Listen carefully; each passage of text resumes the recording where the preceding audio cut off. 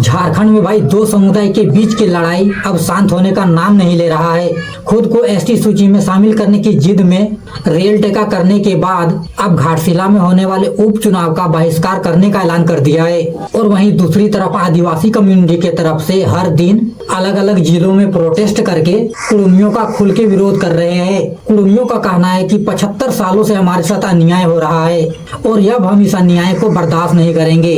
और कुड़मियों ने अपने पक्ष को मजबूत करने के लिए 1913 और 1931 के सेंसस का हवाला दिया है। और इनका कहना है कि 1913 और 1931 के नोटिफिकेशन में हमको आदिवासियों के साथ रखा गया था, जबकि आदिवासी कम्युनिटी के लोग इस बात का विरोध कर रहे हैं। और आदिवासियों का कहना है कि ये ना कभी आदिवासी थे और ना ही हम इनको कभी आदिवासी बनने देंगे। तो भाई आज समझने वाले हैं कि दोनों कम्युनिटी की तरफ से जो सबूत पेश कर रहे हैं उसके हिसाब से कौन कितना सही है। तो देखिए 1865 से पहले भारत में संपत्ति बंटवारे को लेके हर धर्म के लोगों के पास अपने अपने कानून थे। हिंदू के लिए हिंदुओं का अपना कानून था, मुस्लिमों के लिए शरीयत का कानून था और ईसाइयों के लिए भी अपना कानून था। और इन सब के कारण एक ही केस में अलग अलग फैसला होता था। कोई अपने बेटे को उत्तराधिकारी बनाता था, कोई मरने के बाद अपने भाई को उत्तराधिकारी बनाता था और कोई अपनी पत्नी को उत्तराधिकारी बनाता था। लेकिन अंग्रेज चाहते थे कि गैर हिंदू और गैर मुस्लिम लोगों के लिए एक समान कानून हो।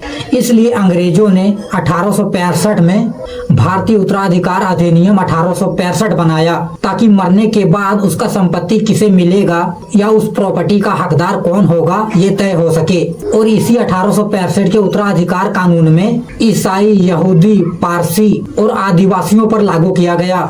लेकिन आदिवासियों के पास उत्तराधिकारी चुनने का खुद का परंपरा था, जिसमें उनके समाज, ग्राम सभा और परंपरा के मुताबिक संपत्ति का बंटवारा होता था। जिसकी वजह से आदिवासियों ने इस लॉ से बाहर निकलने के लिए लगभग 38 साल तक प्रोटेस्ट किया। और तब जाके 1913 में 12 जनजातियों के साथ कुड़मियों को भी उत्तराधिकार अधिनियम से छूट मिला था। और 1913 के ही नोटिफिकेशन में कुड़मियों को जनजाति माना था। और 1931 में जब इस नोटिफिकेशन को अपडेट किया गया तो उस समय भी कुड़मियों को जनजाति माना। और इसी दोनों नोटिफिकेशन को आधार मान के कुड़मी अपने आप को जनजाति मानते हैं। और कुड़मियों का कहना है कि आज भी ये नोटिफिकेशन लागू है। लेकिन रियल में देखें तो 1913 और 1931 का नोटिफिकेशन का कोई वैल्यू नहीं है, क्योंकि 1913 का नोटिफिकेशन 1865 में बने उत्तराधिकार अधिनियम से आया है। और इस लॉ को ब्रिटिश सरकार ने 1925 में अपडेट किया और फिर 1925 में भारतीय उत्तराधिकार अधिनियम को आधार बना के 1931 का नोटिफिकेशन जारी हुआ।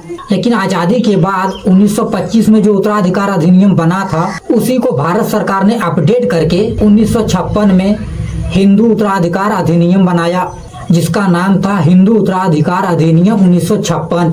और 1956 में बना एक कानून बोलता है कि वैसा कोई भी पहले का कानून जो 1956 में बने कानून से मेल नहीं खाता वो शून्य माना जाएगा, यानी कि उसका कोई वैल्यू नहीं है।